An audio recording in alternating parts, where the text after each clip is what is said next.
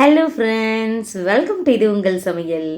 இன்றைக்கி உங்கள் எல்லாருக்குமே பிடிச்ச மாதிரி ஒரு சூப்பரான கிரேவிங்க.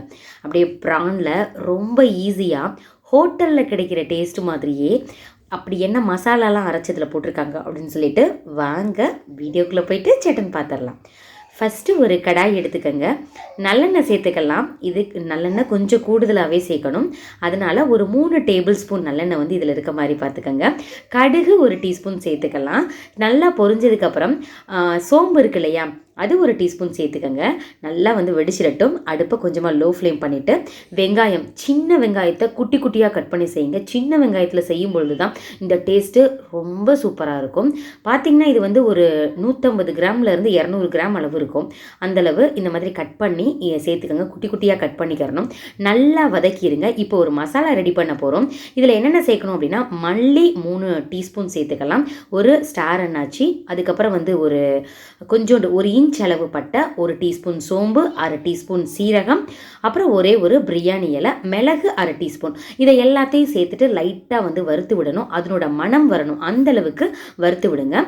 வறுத்துட்டு இதை தனியாக ட்ரையான பவுடராக அரைச்சி எடுத்துக்கோங்க. இதில் தான் நம்ம இப்போ சேர்க்க போகிறோம். அதுக்கு முன்னாடி கலர் லைட்டாக சேஞ்ச் ஆனதுக்கப்புறம் இஞ்சி பூண்டு இருக்கு இல்லையா, அந்த இதை நல்லா இடிச்சிட்டு பேஸ்ட் மாதிரி ஆக்கிட்டு இதில் சேர்த்துக்கலாம். பார்த்திங்கன்னா உங்களுக்கு தெரிஞ்சிருக்கும், நல்லா கலர் சேஞ்ச் ஆகிருச்சு.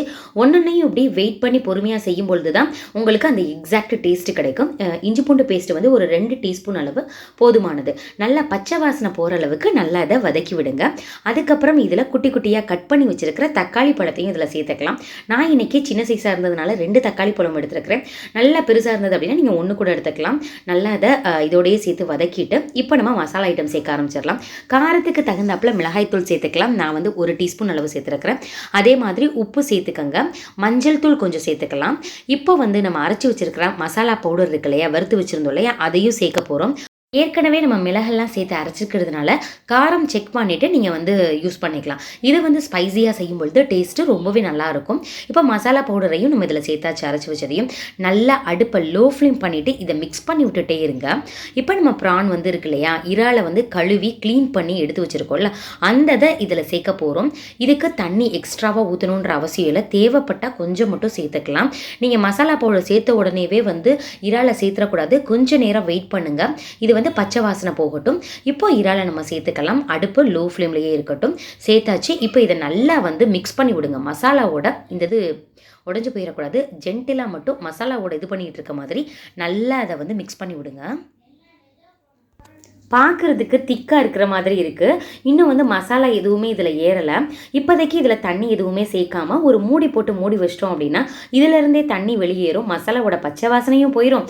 அதே நேரத்தில் ப்ரான்லையும் அது ஏறிடும். ஸோ இதை ஒரு மூடி போட்டு மூடி வைக்கலாம்.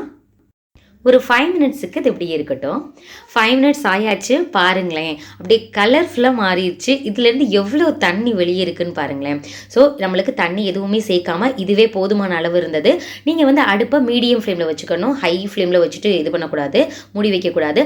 அதே மாதிரி ப்ரானை ஓவர் குக் பண்ணிட்டோன்னு வச்சுக்கோங்களேன், உங்களுக்கு ஒரு மாதிரி ஜவ்வு மாதிரி ஆயிரும். அதனால பார்த்துக்கோங்க.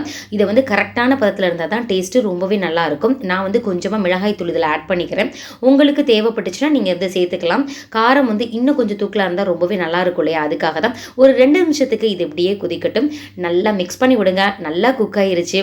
நம்ம சாப்பிட்டு பார்த்தோன்னா காரம், உப்பு அப்படின்னு சொல்லிட்டு எல்லாமே பர்ஃபெக்டாக இருந்தது. கலர்ஃபுல்லாக ரெடி ஆகிருச்சு. இது மேலே கொஞ்சமாக கொத்தமல்லி தழை மட்டும் நம்ம தூவி விட்டுட்டு இறக்கணுன்னா அட சூப்பராக இருக்கும். சாதத்தோட பிசைஞ்சு சாப்பிட்டோன்னா சாப்பிட்டுட்டே இருப்பாங்க. அந்த அளவுக்கு பெர்ஃபெக்டான இந்த ரெசிபியை நீங்களும் கண்டிப்பாக ட்ரை பண்ணி பாருங்கள். உங்களுக்கும் இது ரொம்பவே பிடிக்கும். ட்ரை பண்ணிவிட்டு எப்படி இருந்தது அப்படின்னு சொல்லிட்டு கமெண்ட் பண்ணுங்கள். இந்த வீடியோ எப்படி இருந்ததுன்னு சொல்லுங்கள். பிடிச்சிருந்துச்சுன்னா சப்ஸ்கிரைப் பண்ணுங்கள், லைக் பண்ணுங்கள். இதே மாதிரி ஒரு இன்ட்ரெஸ்டிங்கான வீடியோவில் பார்க்கலாம். Thank you friends. பாய்.